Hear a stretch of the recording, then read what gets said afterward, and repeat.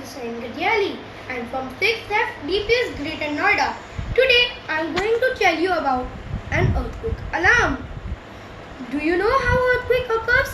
Earthquake occurs due to the movement of tectonic plates under the earth that causes vibrations.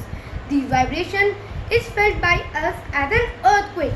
An earthquake alarm can wake you up and alert you when the earthquake is going to start. Let's see how it works. See, this is a nut. When the earthquake will start, surrounded by a copper loop.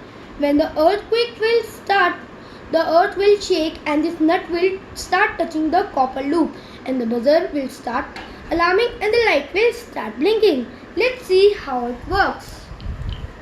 See, the buzzer is alarming and the light is blinking. So this is how an earthquake alarm works. So friends, it's a great innovation. One should have this at home so that all can take all necessary precautions. As you know, there were many earthquakes recently occurred in Delhi and Kutch. Stay home, stay safe. Thank you and have a nice day.